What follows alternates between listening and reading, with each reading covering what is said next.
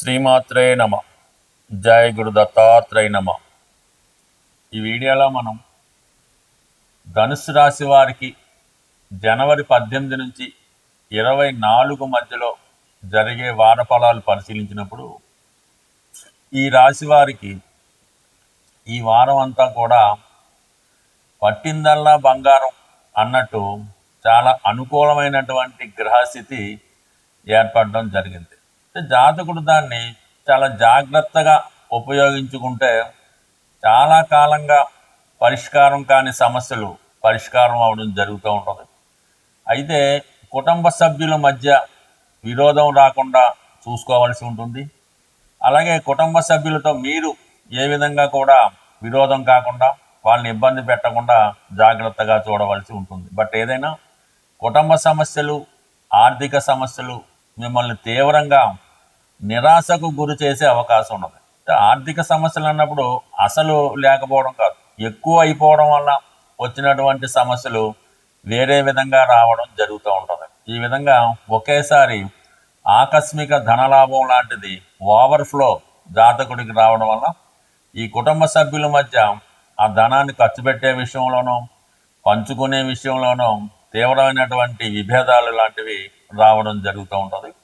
ఇది అవకాశంగా తీసుకొని కొంత డబ్బు ఏదో విధంగా ఇతరులు ఉపయోగించుకోవడం కానీ వాళ్ళు మోసం చేయడం కానీ జరిగే సూచనలు ఉన్నాయి. కాబట్టి చాలా నిదానంగా వ్యవహరించడం మంచిది. అంటే ఇంత గ్రహస్థితి రావడానికి కారణం ఏంటంటే వార ప్రారంభంలోనే అష్టమాధిపతి చంద్రుడు రాశిలో సంచరిస్తూ గురువుతో చూడటం వల్ల ఒక విధమైనటువంటి గజకేసరి యోగం అన్నది టెంపరీగా యాక్టివేట్ అవ్వడం జరుగుతూ ఉంది. సో ఈ కారణం వల్ల ఏమవుతుందంటే జాతకుడు పుణ్య కార్యక్రమాల్లో పాల్గొనడం, అలాగే ఇతరులతో ఉన్నటువంటి విభేదాలు పరిష్కరించుకోవడం, అందరితో రాజీగా ఉండాలనే మీ ప్రయత్నం నెరవేరుతూ ఉంటుంది.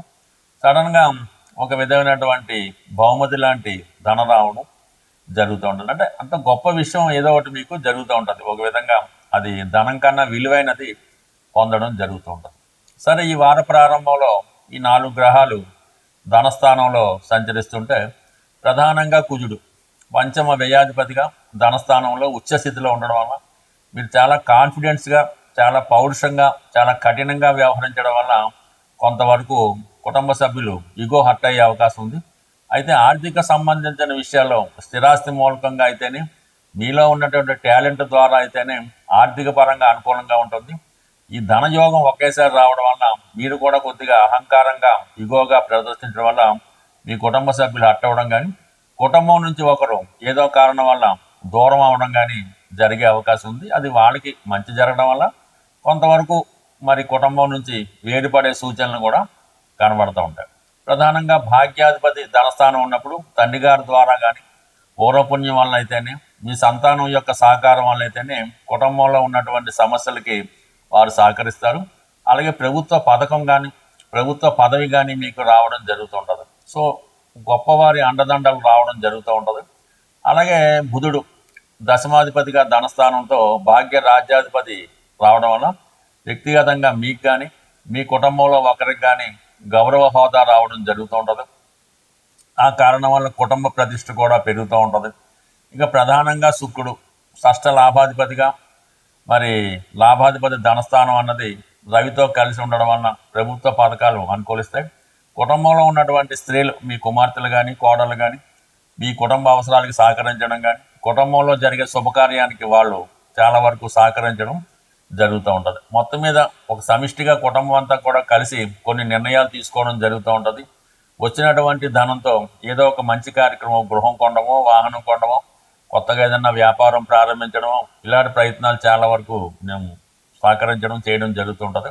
అయితే చిన్న చిన్న అభిప్రాయ భేదాలు కూడా ఈ విషయంలో తలెత్తే అవకాశం ఉంది. కాబట్టి మరి నిదానంగా వ్యవహరించడం వల్ల అన్ని సమస్యలు కూడా సాల్వ్ అవడం జరుగుతూ ఉంటుంది. ప్రధానంగా రాష్ట్రాధిపతి గురువు వక్రించి సప్తమ స్థాన సంచారం వల్ల కొన్ని కొత్త వ్యాపార అవకాశాలు లాంటివి రావడం జరుగుతూ ఉంటుంది. లేదంటే కుటుంబంలో ఎవరో ఒకరికి పెళ్లి లాంటిది కుదరడం వల్ల ఆ నిమిత్తం కూడా కొంత ధనాన్ని జాగ్రత్త పెట్టడం జరుగుతూ ఉంటుంది. అయితే సప్తంలో ఉన్నటువంటి గురువు వక్రగమనంలో ఉండడం వల్ల అటు ఇటుగా 6, 7 స్థానాల మీద ప్రభావం చూపడం వల్ల, అలాగే ఇక్కడ 6, 12 ఇలాగా ఈ భావాలు యాక్టివేట్ అవ్వడం వల్ల మీరు కూడా ఏ విషయం తేల్చుకోలేకుండా సందిగ్ధంలో పెట్టడం జరుగుతూ ఉంటుంది. ఏ విషయం ఖచ్చితంగా ఇది చేద్దాం, లేదా దీని మీద ఇన్వెస్ట్ చేద్దాం, ఇది కొందాం అనుకోకుండా వయోమీడియాగా మీరు వ్యవహరించడం వల్ల ఏ విషయం తేలకుండా పోస్ట్ పోన్ అవ్వడం జరుగుతూ ఉంటుంది.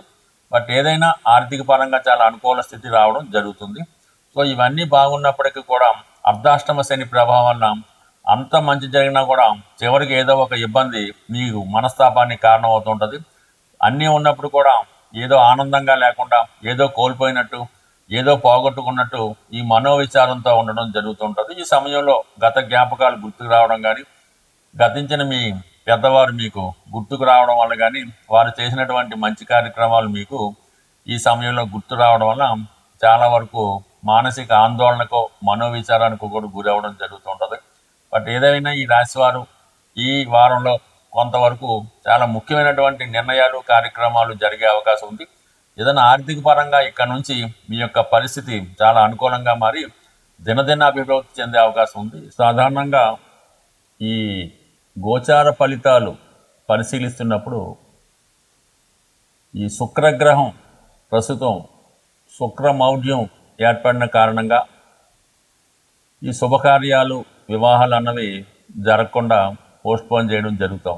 అంతే ఏదైనా ఒక శుభకార్యం జరగాలన్నా, ఆర్థిక పరంగా ఒక వ్యాపారం బాగుండాలన్నా, ఆ గృహంలో అందరూ సుఖ సంతోషాలతో మంచి బట్టలు, మంచి భోజనం, మంచి పడక, అలాగే ఆ కుటుంబంలో ఉన్నటువంటి స్త్రీలకి ఆరోగ్యంగా చాలా ఆనందంగా ఉండాలన్నా కూడా శుక్రుడు తప్పనిసరిగా అటు గోచారరీత్యా బలంగా ఉండాలి, వారి వారి జన్మజాతక రీత్యా కూడా బలంగా ఉంటేనే జాతకుడు ఈ జన్మ తీసుకున్నందుకు జీవితంలో అనుభవించవలసి ఉంటుంది. అంటే శుక్రుని యొక్క అధిదేవతగా లక్ష్మీ అమ్మవారు ఉండడం జరుగుతూ ఉంటుంది. అందుకని శుక్రుడికి ఏమాత్రం ఇబ్బంది కలిగినా, అంటే మీ కుటుంబంలో స్త్రీలకి ఎటువంటి ఇబ్బంది కలిగినా లక్ష్మీ అమ్మవారికి ఆగ్రహం కలుగుతూ ఉంటుంది. ఎప్పుడైతే అమ్మవారికి ఆగ్రహం కలిగిందో అమ్మవారు ఆ గృహాన్ని విడిచి వెళ్ళిపోతారు.